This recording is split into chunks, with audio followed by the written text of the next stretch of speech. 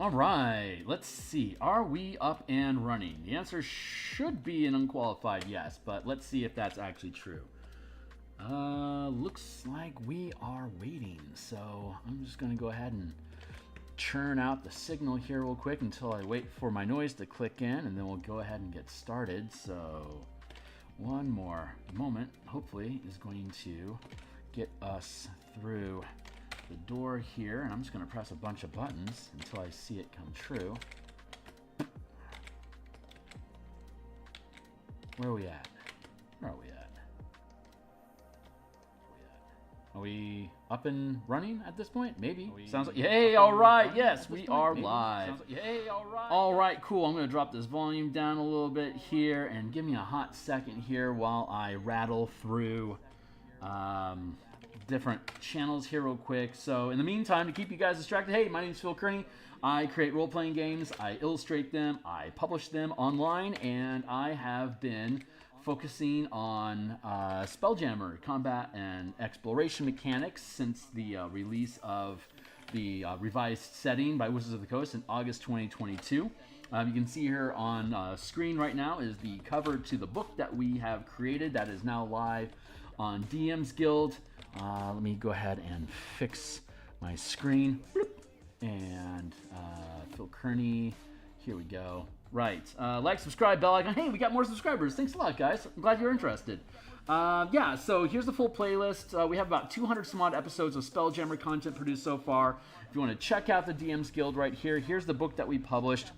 It's 107 pages of 5e style combat using ships at the 50 and 500 foot scale, including chapters on actual 5e scale combat, spell casting at larger scales, exploration through wild space in the astral sea, as well as like figuring out like how orbits work with planets, moons, asteroids, traversing astral space using your recollection or knowledge of a location to trim down the time frames, ship hazards including fires, foul and deadly air mechanics, infestations, morale and mutiny that affects your crew, as well as wild storms that you can experience. We have a conversion guide for the creatures menagerie of all the different critters that are of larger scale that could potentially threaten a ship.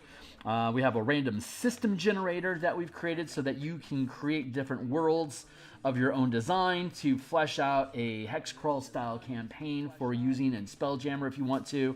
And to demonstrate how all this stuff can mesh together, we have a full conversion guide for Light as Araxis, about 20 some odd pages, going through all the combat and exploration challenges that are presented in that 5th to 8th level adventure, broken down into 4 separate sections that you can conduct against, that you can use to have more ship activity in your Spelljammer ship campaign. So if you think this stuff is cool, check it out. And so right now what we're doing is we are supplementing this document with our first expansion, which we are currently titling Warforged and Machines.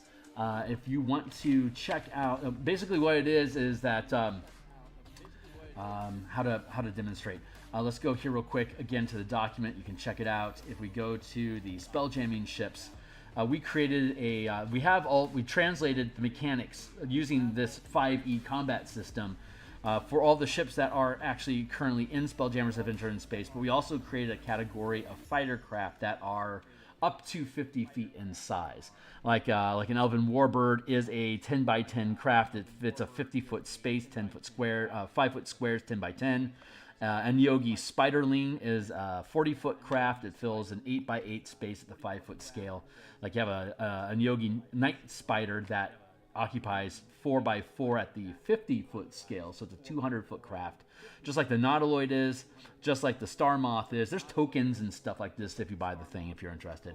Here's all the different weapon systems, melee weapons and siege weapons. We increased the amount of weapons that they have because we also increased the action economy of being able to use these weapons in combat together as a team in tandem, or everyone operating as their own siege commander or pilot roles. We also have mechanics for fleets and squadrons. But here's all the different types of weapons that exist inside the system that you can make use of: slashing rams, piercing rams, bludgeoning rams, as melee attack weapons, as well as ranged weapons like ballistas, mangonels, trebuchet, gift cannons. We also have grappling claws and grappling tentacles. All these cool, fun things to make combat, melee combat, and range combat, like in a 5-foot scale dungeon, be able to use all that stuff with ships as well. It just took a little bit of, you just have to kind of step back and look at what does 5e combat actually facilitate in your war fantasies, and having ships be able to play that sort of a role. If the easiest way to translate it would be if like your team was on an elephant, someone's handling the elephant to make it go and attack with its horns and grab things with its trunk, while you got a bunch of people in the Howdah firing weapons and casting spells off the back of this thing against a horde of goblins or orcs or something, or Ronins that are attempting to battle you. This has that same sort of feeling, but it's at the 50-foot and 500-foot scale. But we could also scale in using War Titans and Warforged and different type of mecha. We can use the martial power system that we've been developing to create different types of options for characters that are in like Spirit Warriors or Eberron War Titans, where you are effectively using fighter craft mechanics, but in humanoid-shaped things that can pick up and wield massive-sized weapons. The last 2 episodes, we spent time building out the scaling progression for weapons, and we started building into the power systems that are available. We also developed a docent as a playable species. A docent is the soul stone, basically that lies inside of both Warforged and Autognomes. Using this setup, you can extract those stones and drop them into any type of war mech machinery, like a War Titan that's like 200 feet tall, or an independent fighter craft that's 15 or 30 feet, or a large or huge or gargantuan size, anywhere from 5 feet to 20 feet in size. Basically, upsized war giants or like Warforged at larger scales. You could also do cool things like have a stationary base of operation that's controlled by docents. Docents are literally just spirits trapped inside of a gem that you plug into a piece of machinery that's designed to accept it, and it then just basically takes on the form of that body, almost like wild shaping as a druid. Except that it's extended and it doesn't end until you get extracted from it. Your machine can be destroyed, but as long as your soul stone survives, you as a character, as a docent character, still exist. It's just a matter of getting you collected, and your mobility is vastly limited if you don't have a functioning warframe body to maneuver around inside of. We're still figuring out the terminology for this stuff, but the mechanics are solid. So we've been playtesting martial powers for a while. Here's the scaling that we have for weapon damage dice, using just the standard scaling of hit damage dice for weapons out of the monster manual. Larger size machines deal more dice of damage, and then once you skip up to the 50, 100, up to 500 foot scale, a 5-foot creature deals like say 1d8 damage with a longsword.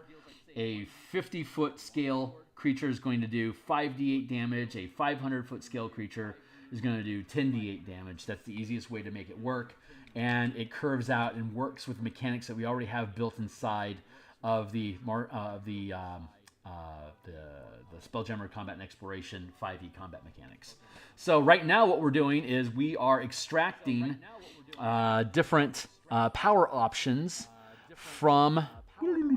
Let's draw down here. We're extracting different powers from the martial power list. We're playtesting this on Saturdays. We're currently 3rd level. I playtested it with my home team at 17th to 20th level, and right now we've wrapped around, and now we're playtesting with new people at the 3rd level, and next month we're going to skip up to 5th level, then 7th level, and then in July we'll be at 9th level. And at that point, between the high level campaign and these intermediate level campaigns, I think we're probably going to end up with a lot of strong. It should be a really strong offer that we can put out there. This is designed to work with the color mana spell point variant rule system that I have on the DMsGuild as well, which basically converts spell casting and the 8 schools of magic into the 5 schools or into the 5 colors of Magic the Gathering, and creates a mana system so that you can tap and burn mana to be able to trigger different effects. Like if you want to throw a fireball at somebody, tap 3 mana, make sure at least one of it's red, and then pop. There you go as your spell. So you can check out all this stuff. Spellpoint Warlocks works amazingly well. It's almost gold.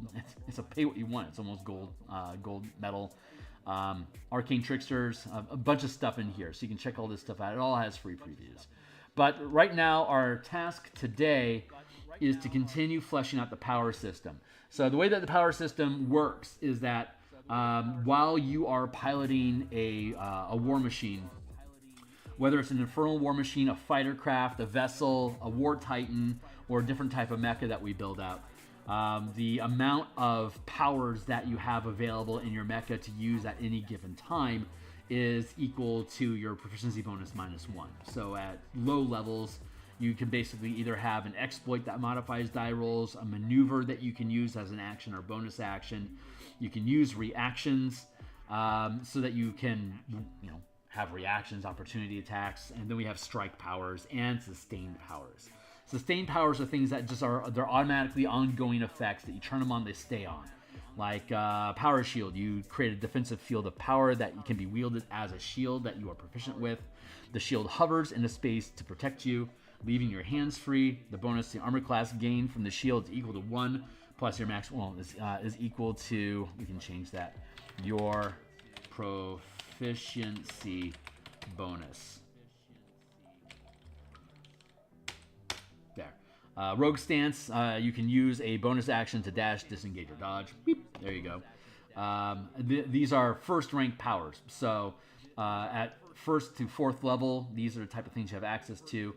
5th to 8th level, you can also implement these different type of sustained powers, like weapon resistance. When you channel this power, you gain resistance when you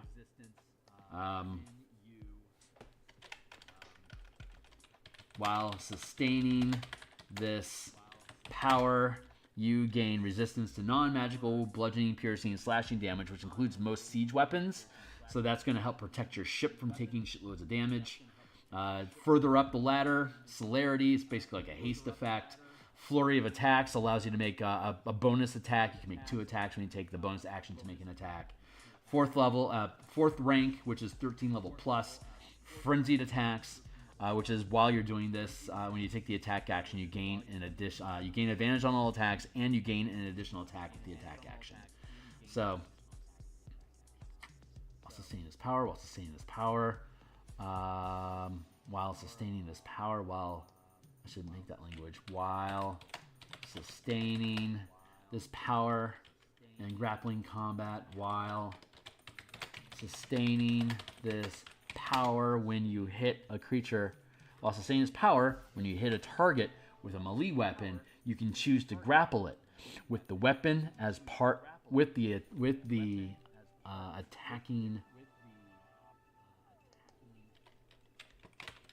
When you hit a target with a melee weapon, you can choose to grapple it with that weapon as part of the attack. The grapple ends when you choose to or attack another creature with the grappling weapon, or if you are incapacitated. The grappled target can attempt to end the grapple as normal. There you go. So it just basically free actions you into gaining grapple because you have grappling combat as one of your abilities. Maybe you're playing like a tentacle Invid, for instance. Really good at grappling. Then we have strike powers. Paralyzing Strike shuts down the system of whatever you attack for until the beginning of your next round. Bursting Strike deals half damage to everything that's within 2 squares of the bursting damage. When you hit a target with an attack, as a bonus action, deal half damage to all adjacent targets of your choice. All adjacent targets of your choice. So you get to choose of anyone that's adjacent to the target that you hit to take half the damage that you just dealt to that thing. Delusional Strike confuses their system, so they could just drop something or hell, run off in a random direction, attack whoever is nearest by in a random direction, or do nothing. They have to make an intelligence saving throw to prevent that from happening. Yeah, so different strike effects. Right now we want to delve into reactions. So God's willing, I'll be able to pluck out enough of these. I want 1 at 4th, 2 at 3rd, 3 at 2nd, and 4 at 1st. That is the cadence that I'm hoping to maintain for all of these. So we're going to just drop down here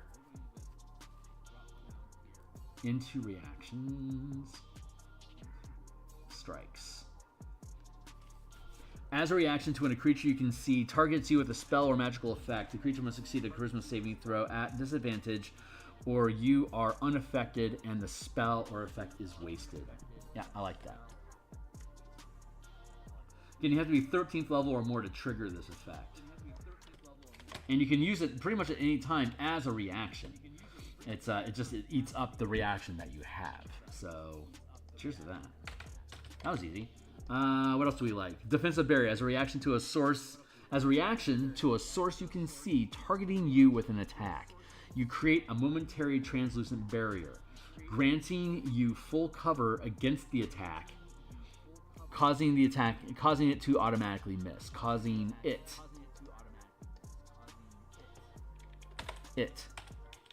to automatically miss unless it ignores cover. The barrier disappears after the attack. And then Fickle Fate, we'll skip Fickle Fate. I like Defense Barrier, I like Anchor. As a reaction to a creature that you can see attempting to move, teleport, or shift planes, it takes damage and must succeed a Charisma saving throw against your channeling DC, or it can't move, teleport, or shift planes until the beginning of its next turn.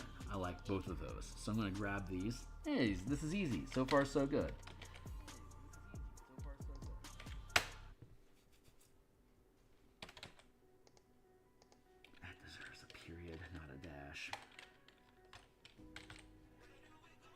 So once we set up, these are just default options. In the future, we can add more. There you go. Let's see. Anchor as a reaction to a creature. Okay. As a reaction to a target you can see.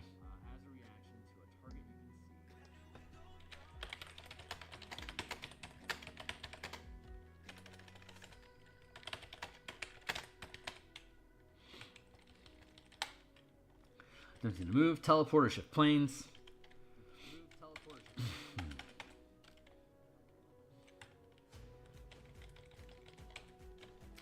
It must succeed a charisma saving throw against.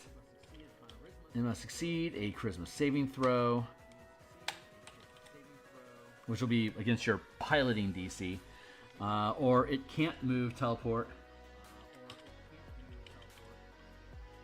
until the beginning of your next turn.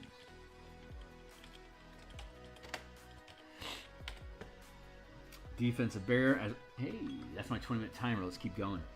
As a reaction to a source you can see targeting you with an attack. As a reaction to a source you can see targeting you with an attack, you can create a momentary translucent barrier. A momentary...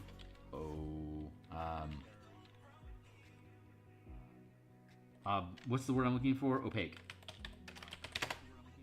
Granting you full cover against the attack, causing it to automatically miss unless it ignores cover. The barrier unless it ignores full cover. The barrier disappears after the attack.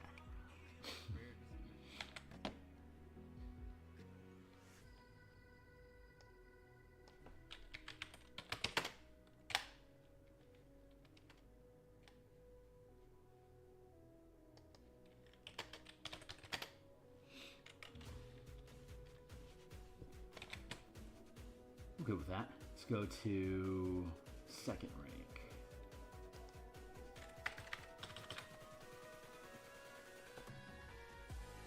Can tune to a number of powers equal to the pilot's proficiency bonus.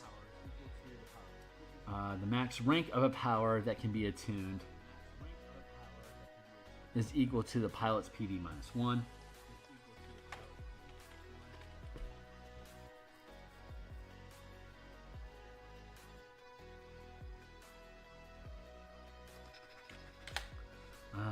Let's see. The pilot's proficiency bonus.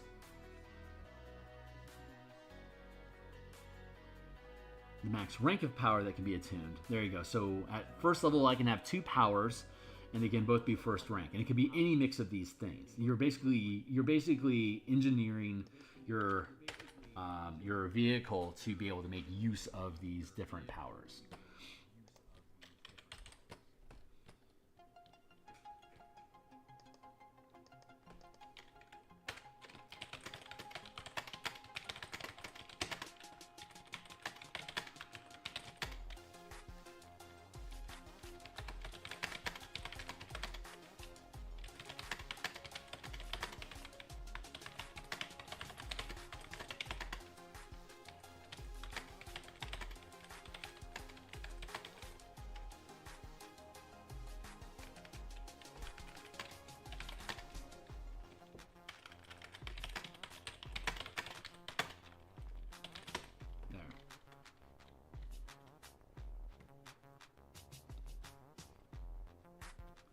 I should reword that.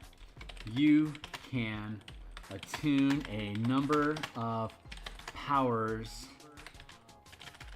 to your vehicle as part of taking command of a War Titan equal to your proficiency bonus.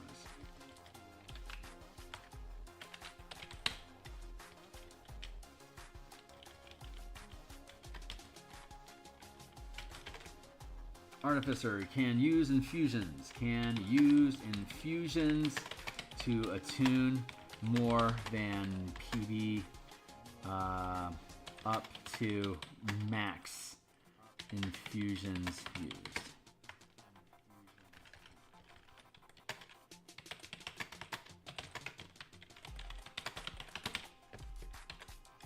Expand capacity allows one additional attunement.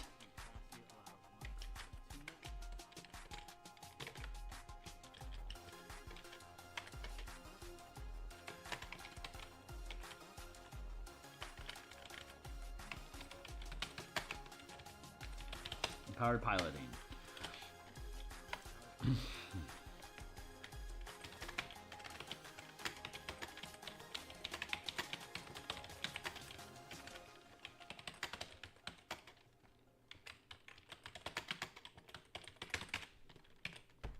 So far, so good.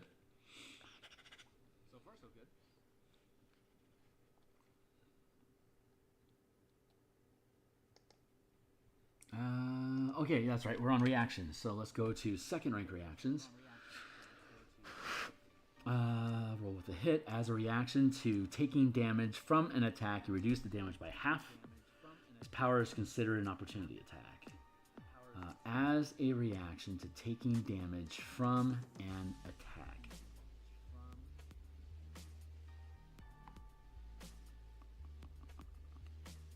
As a reaction to taking damage from an attack, you reduce the damage by half. Maybe I like that. As a reaction to when a creature within reach of your attack that you can see hits another creature. Hey, Chronic, how you doing, my guy? Peace. Empowered defense as a reaction to when you are hit by an attack roll from a source you can see. Roll a number of. This is basically a shield spell. Roll a number of power. You basically roll. You would gain a bonus. Okay, yeah. The power dice don't directly translate over to the war machines, so I want to reword that. Definitely don't want to animate something, although that's a very this is a very Lancer sort of thing to do.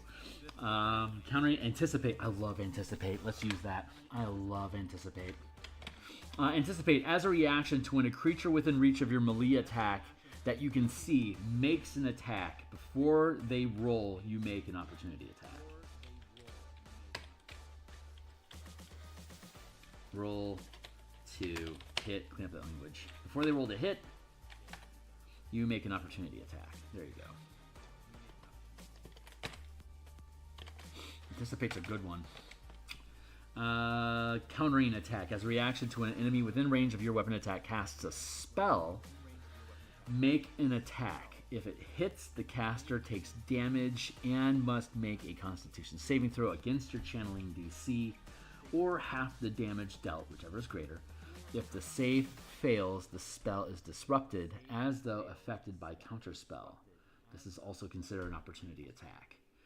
I like that, but when we're dealing with Fightercraft and War Titans, the application of spell casting that's going to probably be done by a pilot at the helm that's going to have full cover, and it isn't being cast by the vehicle, it's being cast by the pilot within the vehicle, using the vehicle as a spell focus. So that wouldn't be something you could actually do unless you were on deck with them, which wouldn't apply if you're just a docent plugged into a War Titan. So we'll drop that. As a reaction to rolling, you can re-roll any number of dice.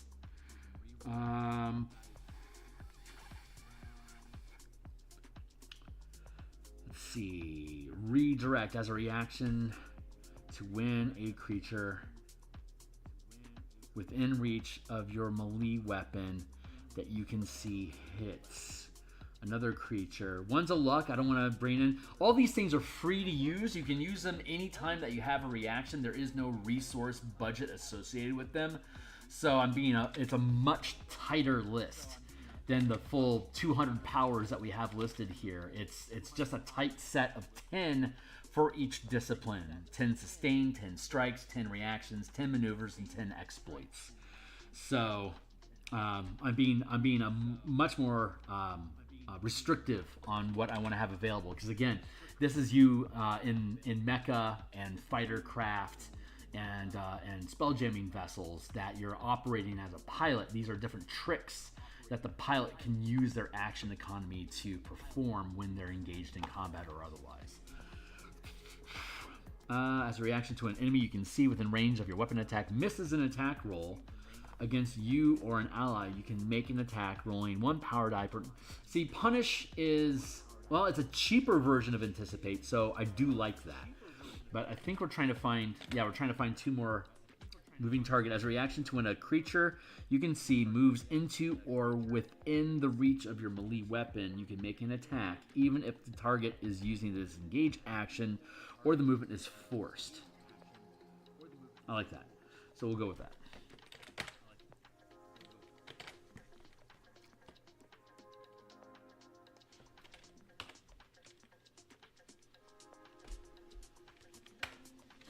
And I just need 1 more. Yeah, I only need 2. I need 1 at 4th, 2 at 3rd, 3 at 2nd, and 4 at 1st. So we're gonna have abundant at 1st.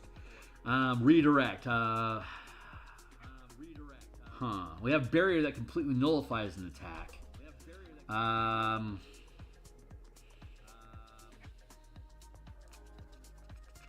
Roll the hit as a reaction to taking damage from an attack. You reduce the damage by half. I'm gonna as a reaction to a creature within reach. I like that. And we're gonna go with redirect. There we go. So redirect as a reaction to when a target within reach of your melee attack that you can see makes an attack. Before they roll to hit, you make an opportunity attack against them. I think the against them is implied. As a reaction to when a target you can see moves into or within the reach of your melee weapon, you can make an attack, even if the target is using the disengage action or the movement is forced. There you go. As a reaction to when a target, because machines and vehicles are not creatures, although we do treat them as creatures, just like Infernal War Machines and Descent into Avernus consider them creatures for spell effects. Like normally a fireball can't, a fireball can't affect objects, and so if somebody lobs a fireball, okay. So here's a fun thing: we have amplified spells, right? If we go, let's go to spell casting here real quick. Area of effect. So if we're amplifying a spell. Like a fireball, for instance, normally has a 120-foot range, right? If we amplify that up to be 12,000 feet range, it's like a 2-mile range. It takes a round per mile for a spell to get to where it's going. You're going to see that ball of death coming in towards your city. Fireballs only affect living creatures and doesn't affect things with full cover. So questions, the most logical question you can have is, hey, if you allow amplified spells, can't you just lob a fireball and destroy a city? The answer is no, because cities are objects, and fireball specifically can't affect objects.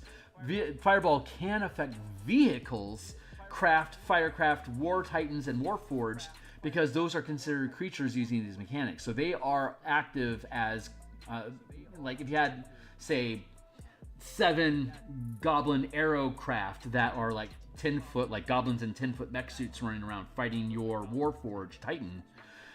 If you lobbed an enhanced fireball at them, then you'd be able to affect those size huge goblin mecha. But the goblin itself inside of the suit has full cover, would not be affected. Similarly, if you see a fireball of death coming at you from the sky and everyone runs indoors, technically everyone's okay. It also gives your city defenses 2 rounds to counter this spell before it actually impacts, because it takes a round per mile of movement. So it's an interesting physics issue. Hey, Mock! What is up, my guy? Look like the Mock. But yeah, that's just an interesting note. Like, people often have questions about, like, because D&D is very specific in its coding on what it can and can't affect with objects and creatures. And almost every spell in the game is designed to affect creatures without affecting the objects or the environment around it. Especially damaging spells like Fireball, Lightning Bolt, stuff like that.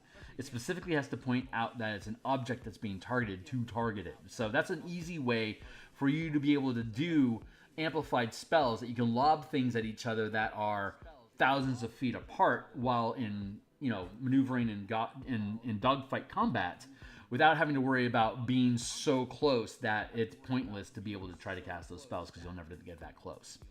So just putting that out there. But yeah, we are working on. Is that all the reactions? Yeah, we have all the reactions that we need at 2nd rank.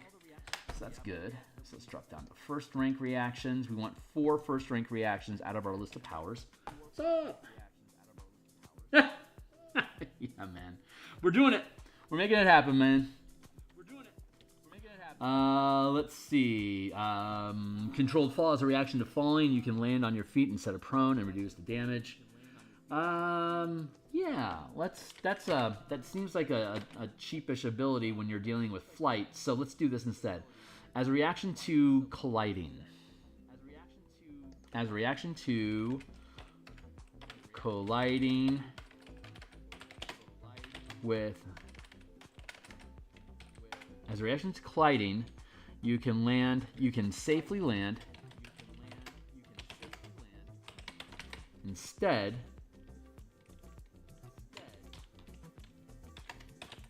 taking no damage.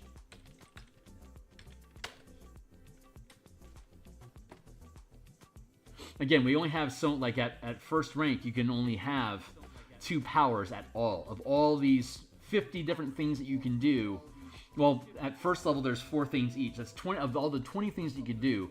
Controlled fall would be one of them. You could, using the mechanics that we already have in the Spelljammer Combat and Exploration document, you can already make a saving throw to reduce or nullify falling damage altogether. But if you fail the dexterity check, you would be able to make a reaction to avoid it otherwise. So it's kind of niche that you would want to take that, but it certainly comes up and can be useful. Let's see. As a reaction to when you or an ally within reach of your melee weapon are hit by an attack roll from a source you can see, the attack is re-rolled, taking the new result. This re-roll cannot score a crit. I like that. Let's go with deflection. That gives you a defender, basically like, what would it be? Like a shield guardian is a size large construct. Using these mechanics, you'd be able to imbue that shield guardian with deflection, as well as various other things that we have in here. So if you have like an artificer with like a steel defender, you'd be able to use your infusions to place these different power effects into your construct ally. As a reaction to when you... as a reaction to when a target hits,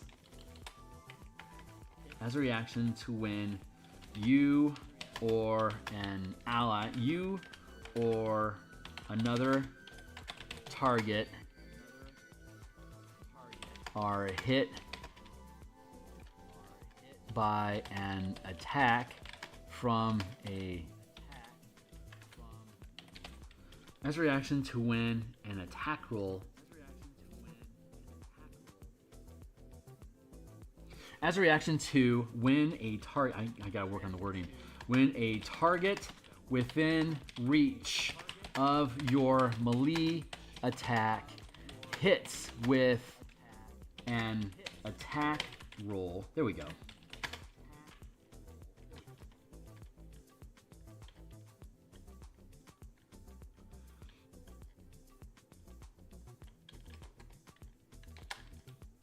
When you, as a reaction to when a target within reach of your when a target you can see that is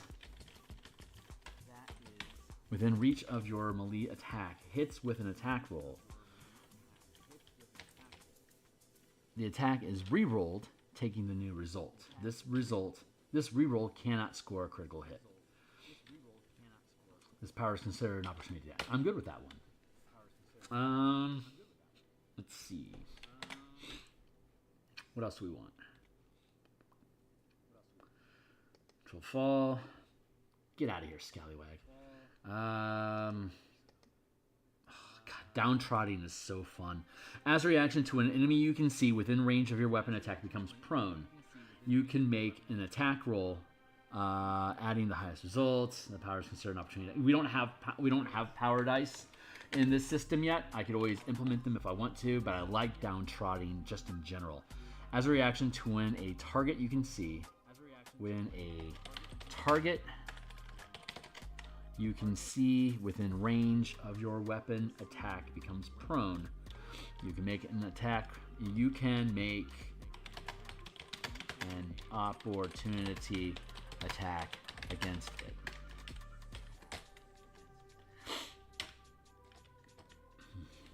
That's really useful for rogues because when you're prone, you gain advantage.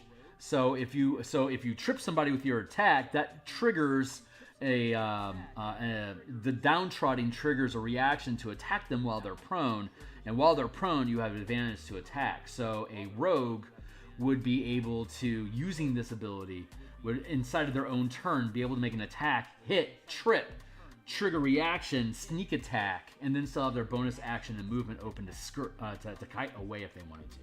Super fun stuff. Super fun stuff. Interpose as a reaction to when an ally within reach of your melee attack takes damage from a source you can see. You can take any portion. Last block. You can take any portion of the damage and gain resistance to it. There we go. That's a great ability.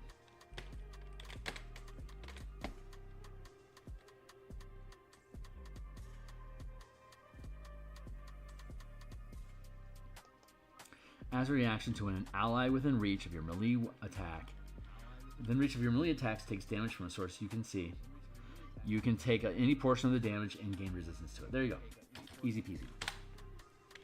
So that's our 1, 2, 3, 4 reactions at first. 1, 2, 3 reactions. I'll probably drop this into a Google Doc that I'll have read-only access to on my Patreon. So you can also access my Discord channel and shoot the shit with me online, and everyone else that's hanging out as well. I'll just point that out to anyone that's interested. I just updated the link, so the Discord community link is here on my Patreon on the About page. Yep, this link is active. So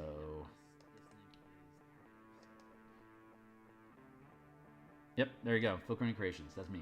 Cheers.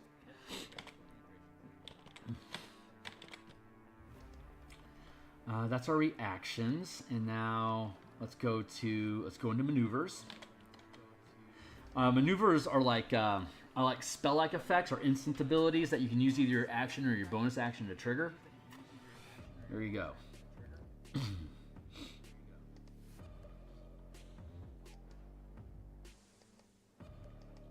And technically, you could use them both. So you could use an action to trigger a maneuver, and then you could use your bonus action to trigger another maneuver. But keep in mind that the strikes, all the strike powers that we have in here, like Shocking Strike, when you hit a target with your attack as a bonus action, the target cannot take reactions until the beginning of your next turn. It's a bonus action to trigger that.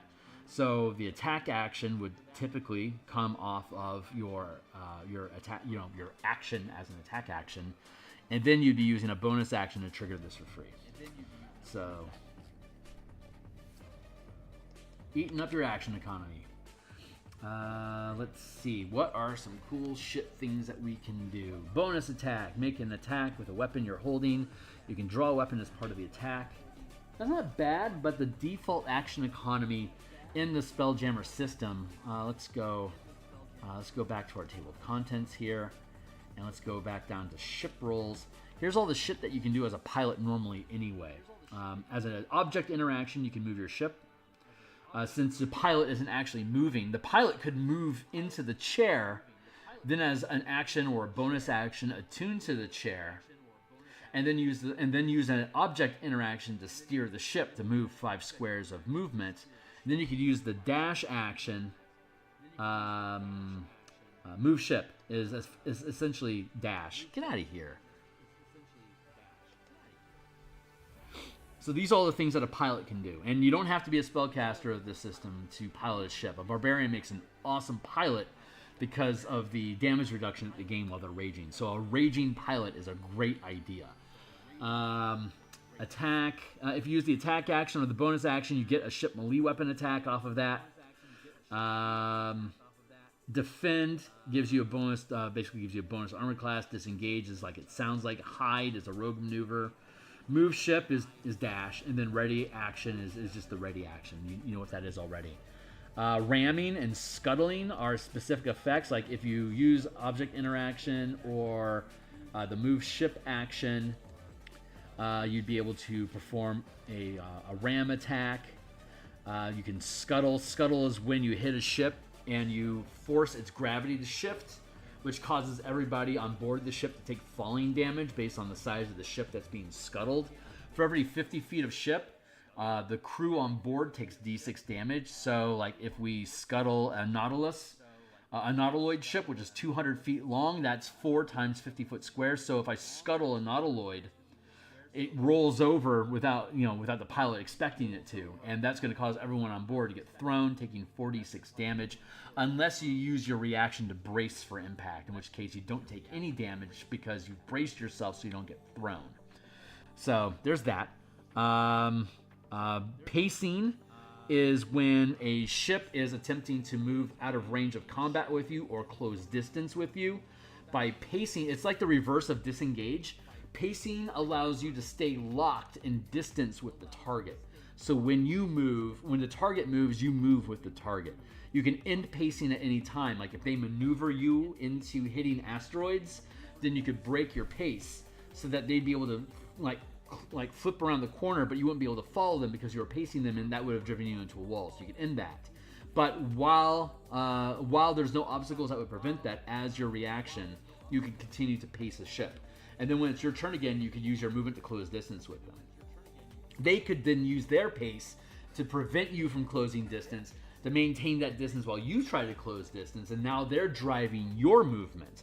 And this is how you can engage in dogfights, by disengaging, moving, and pacing with each other while firing weapons at each other. That's essentially what a dogfight is. So very simple, but if you have an environment where sorry, tangent. Let's drop. Yeah, here's an example. If you're fighting a ship through asteroids like this, if you're pacing them here, well, actually, I have a diagram about pacing.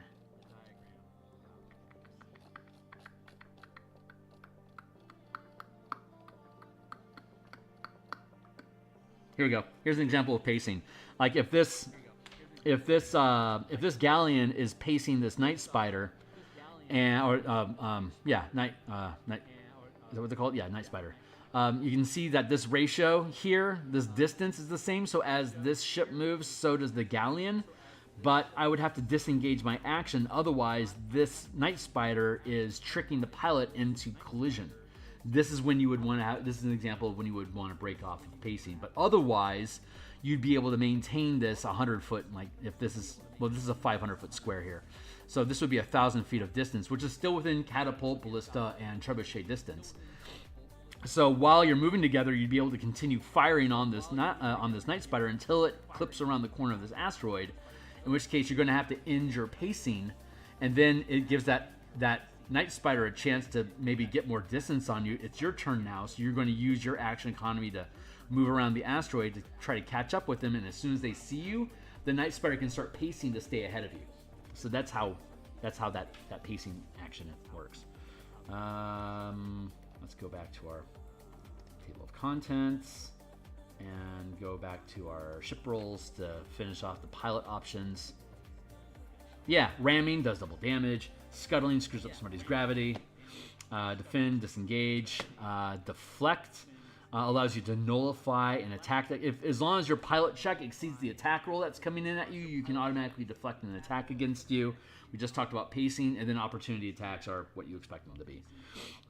So it's just the same 5-foot scale combat. And for folks that haven't seen this stuff before, here's your different scales of movement. So like here's an Elven Warbird that's in the process of boarding a Hammerhead ship.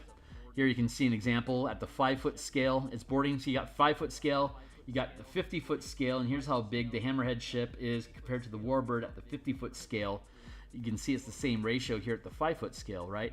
But at the 500-foot scale, it all kind of looks the same, because like a 2-foot pixie in a 5-foot square in a dungeon taking shots at a Goliath, that's a heavy build size medium creature. They're both occupying that 5-foot square. Separate 5-foot squares. So this would be the pixie, this would be the Goliath, but they're still occupying their own 5-foot squares, right? But that pixie, as a tiny sized creature, would be able to enter the space of that Goliath using tiny versus larger sized creature rules. And so you can scale in, zoom in from 500 foot to 50 foot to 5-foot scale. And this is what that can look like on a battlefield. So this is the 500, this larger square here is 1 mile.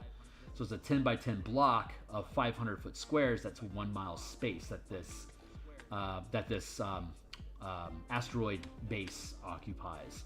And then here we have ships that are occupying 5-foot spaces that are closing distance with other ships that are closing in to counterattack, to attack each other and engage in dogfighting at the 500-foot scale. And you can see here these two ships being adjacent to each other. We can then zoom in to the 50-foot scale, and these can just be on separate 10 by 20 square maps that can all either easily fit inside of a 100 by 100 square grid on a VTT, or if you're using tabletop, you can have a separate square. So like here's my Wacom board, but it's a 10 by 12 space, and I could have a 10 by 10 grid here that my ships could fit inside of. So while I'm conducting battle, I can have different plates, like little pizza boxes with a grid drawn on them. And I provide grids inside the supplement that people can just basically tape to a pizza box. But you can have as a stack of pizza boxes that all act as their own 30 by 30 square grid that you could just arbitrarily say this is a 5-foot scale, this is a 50-foot scale, and here's a 500-foot scale. And if you've got an entire fleet that's operating at the 500-foot scale, you can have all of them moving around in orbit with each other in a massive fleet battle. And we have fleet mechanics to do this. And then you can take another pizza box, and you can have that at the 50-foot scale, and you can see that these ships are occupying 4x4, 5x5, and these little warbirds are filling 1x1 spaces. This is just another battlefield that we have miniatures for in D&D already. And then if you, again, you can see here that a warbird is closing distance to board the Hammerhead ship, so it boards the ship, and now you can see it's deploying troops at the 5-foot scale to engage in actual combat with enemies. So this is how you can have multiple scales of combat existing on the same table, virtual or home, at the same time, because you exist both at the 550 and 5-foot scale at the same time. It's just which one's relevant to what you're doing right now. Let's grab this pizza box, because right now we're dealing with 50-foot squares. We'll put that aside because we just got boarded. Now let's pull open a map that lets us do 5-foot squares. Repel the boarding crew? Good. Let's throw away the 5-foot scale. We're back at the 50 and the 500-foot scale, and we'll continue to dogfight. And we can do all this with mecha. Bigby's Glory of the Giants has an encounter at the back end of Fire Giants. It's like for CR13. But it's a fire giant fortress, and the scale of squares is 20 feet. So we could use these same mechanics and at the 20-foot scale have a 20 or 15-foot or 10-foot mecha that's fighting these fire giants. So you could have 3rd or 5th level characters fighting CR9 giants in the droves, because you all have War Titan machinery that you can roll in as basically mechanized giants to fight them hand to hand at the same scale. Grab their weapon and then cleave through them, grab a samurai's clave and cleave through them, but you're all operating at these larger scales. So that's the idea there. This is very gross, macro, rough scale of 550 5-foot scale, but once we start implementing Titan combat, we can customize the scale of the map to align with whatever creature it is that's native to that map environment, just like with those fire giants. This also opens the door for us to be able to have 400-foot dragons operate inside of a single square, or like primordials that are 1,000 feet tall fire giants, fire gods, right? They're 1,000 feet. They would just occupy a 2x2 space at the 500-foot square. And your ship, you might only be in 50-foot titans, but they're still going to occupy a single 500-foot square versus the primordial fire giant that's occupying a 1,000-foot space in a 2x2 square at the 500-foot scale. But it all uses the exact same mechanics that we would expect in 5e combat, as long as you have vehicles that are fast enough to be able to traverse that distance. So that's why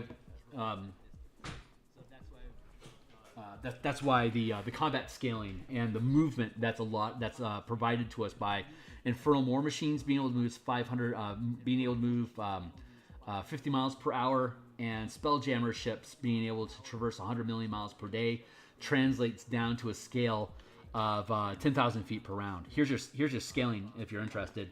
If minor helms are for vessels, for craft that are up to 50 feet in size but can't do anything larger, major helms can do anything basically from 10 feet to 500 feet in size. So major helms is where we scale things. In a day, you can do 100 million miles. So roughly in 2 hours, you can do 10 million miles. So roughly in 1 hour, that's about 5 million miles per hour, which roughly translates to 1 million miles in 10 minutes, which is about 100,000 miles in a minute, which is about 10,000 miles in a round. But your scale of combat is only within 1 mile, because if you're more than a mile away, it takes so long for the weapon or the spell to get there that you can just get out of the way and just not be in that square that you're targeting anymore. So you have to conduct battle within 1 mile of each other. So you're going to have to reduce your speed. You can have like if you're doing a chase, you can still be chasing at 10,000 miles per round or 100 million miles per day, flying through the system at warp speed. But relative to each other, you might only be 1,000 feet apart. So that's only two 500-foot squares distance between each other, because you're pacing and you're maintaining this. Like if you jump into an asteroid field, if you're going 1,000 miles per hour and those asteroids are closer than 1,000 miles apart from each other, you're immediately going to collide with one of them and do disgusting collision damage to yourself. So you have to slow down your speed to be able to navigate through the environment that you are conducting your battle in. And again, you have to zoom down even further to the 1 mile scale to have any chance of actually hitting the targets that you're attacking. Unless you're using melee weapons, in which case you have to get within melee range, which is adjacent, either at the 50-foot or 5-foot scale, depending on how large your vessel is. So that's a quick crash course in how these mechanics work. And so now you can see how these different maneuvers and attack and reactions are relevant to those battles, especially if you're flying around in a 50-foot Gundam with a giant sword. So I've just wasted some valuable time walking through all that stuff, but so I'm not going to be able to get done with all of this today. However, we can do our best to get through as much as we can. So what do you want to do? TK Bubble. TK Bubble is awesome. Choose a creature up to. I don't want to use that though. Just because because we don't have any mana cost, it's basically at will, and Otilik's Resilient Sphere is too powerful of an effect just to be able to do at will. A lot of these things are okay because they're just condition effects, but we're gonna have to be a lot more stingy with maneuvers because of how much impact they can have. Yay! Right on, Chronix. See you on the other side, my guy. When you choose a number, you can choose any number of creatures you can see within 30 feet to make a Wisdom saving throw. Each creature that fails is frightened of you. The effect ends for a creature that I don't want to make that like a machine effect. That's not a thing that your machine would be able to do. All these other things are like physical interactions or damage types or conditions that you're imposing that a machine would be able to do physically to something else. And we do have the magical effects like creating things and making things disappear, but TK Bubble it's just too powerful. Wave of Terror doesn't make any sense. Flicker Pounce, you can teleport.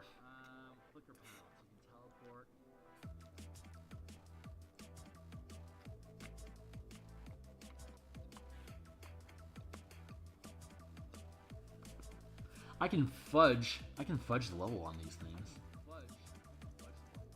Beguiling Trance. No, that doesn't make any sense.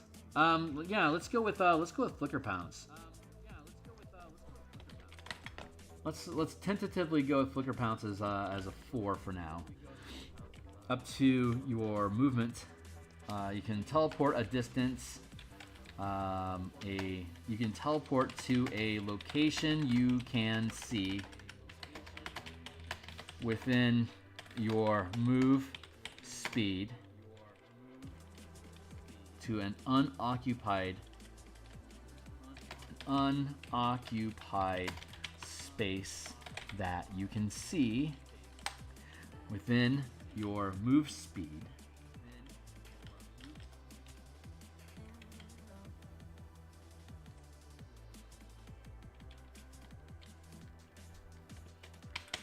And make a weapon attack, make a melee weapon attack against any target within reach.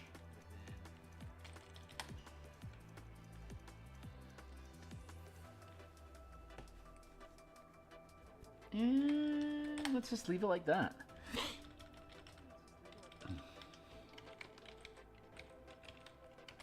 Yeah, I like Flicker Pounce. Let's just leave that be.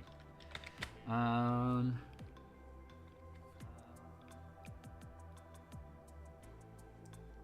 like Phase.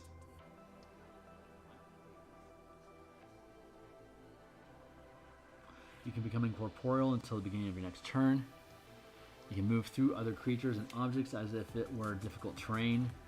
If you end your turn in a space occupied by another creature or object, you instead end your turn in the most recently unoccupied space that you moved through during your turn.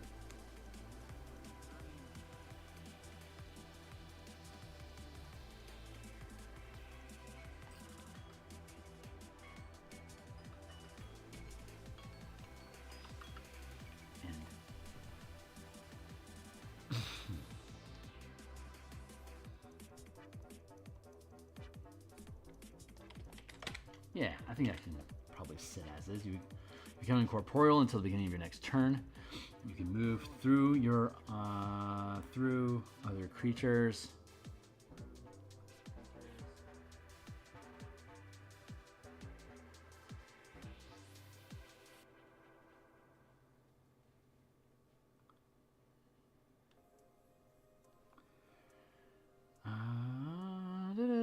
Any attack you make during phase.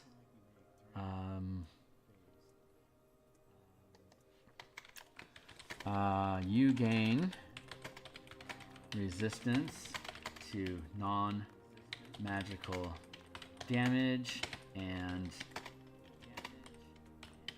any attacks you make during phase deal force damage. Here we go. And I need one more thing. Lift, Lethargy, Cursed Brand.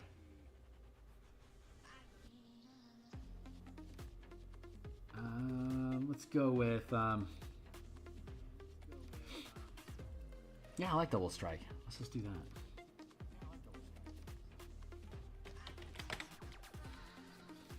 I only need 2 at third. Make 2 weapon attacks with advantage. You can draw a weapon as part of the attack. If the first attack hits, nope, skip that. And again, you can trigger these things as actions or bonus actions. So you can stack on extra damage or extra attacks if you want.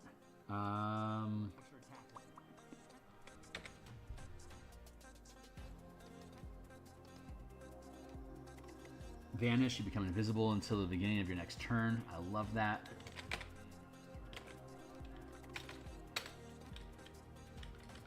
What else you got?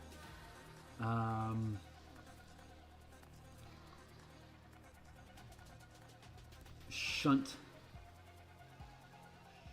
Nah.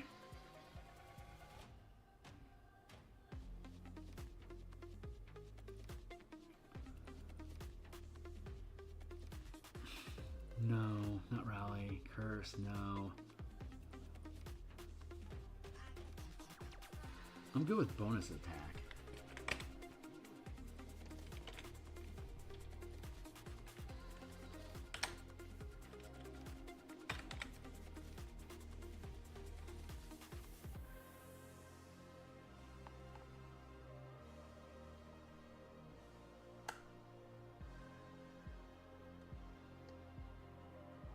Let's go with coordinated attack. I love that. You can empower an ally that you can see or hear to use their reaction to make an opportunity attack with advantage.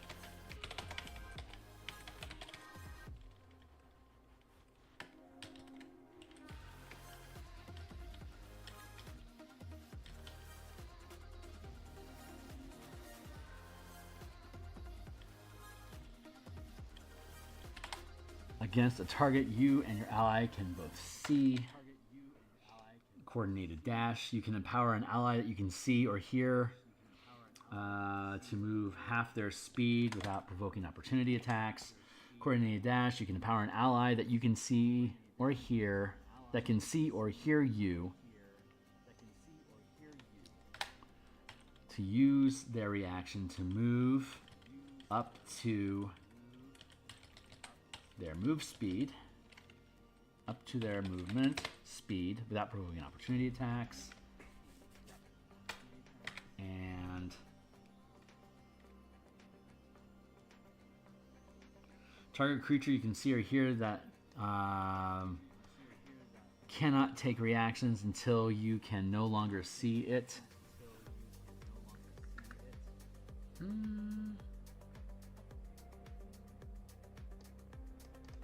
Let's go with Goad.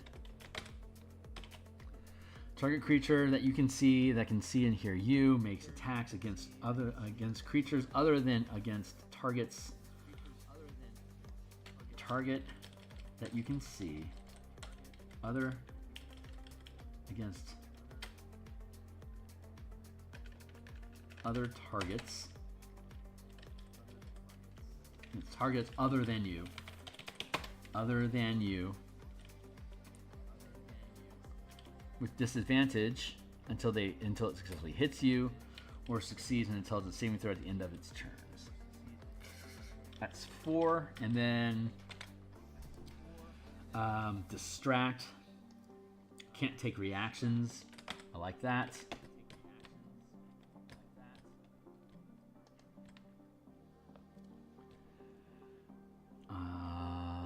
Until the beginning of your next turn.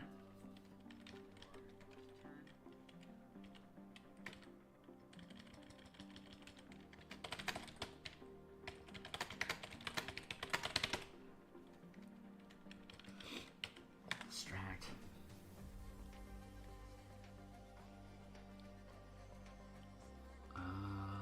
Let's see.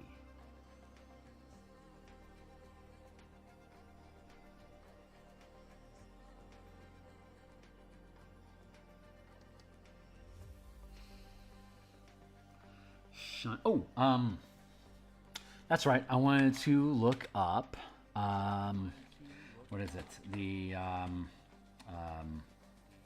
5e cantrip blade ward.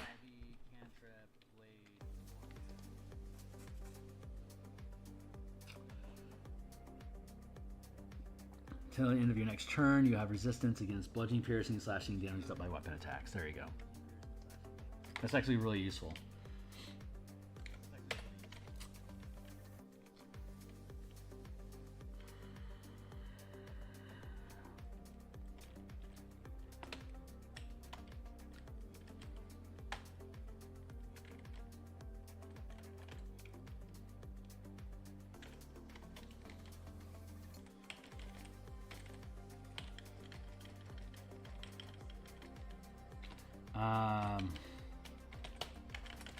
Ward.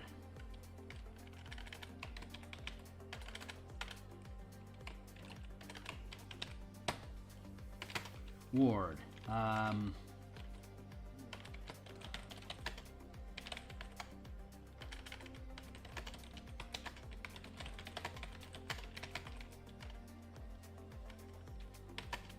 target within reach. Gains resistance to bludgeoning, piercing, and slashing damage until the beginning of your next turn. That can be done as a bonus action or an action as you please. 1, 2, 3. There we go. Perfect. 1, 2, 3, 4. 1, 2, 3. Actually, let's just make it yourself. You gain.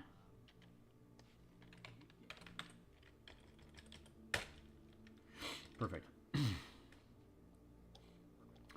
Okay, so that's all the time I have for today, unfortunately. So when we come back next time, my schedule's changing. So I won't be having lunch times on Monday from now on. Instead, moving forward, I'll have lunchtime design like this on Tuesdays, Wednesdays, and Fridays. Mondays and Thursday nights, I have design. And then Monday through Friday in the morning, we do maps and token art, as well as page layout, book design, and interior artwork, and book cover stuff. So like a bunch of illustration stuff. That's normally that happens. We're going to get really far, really fast with this.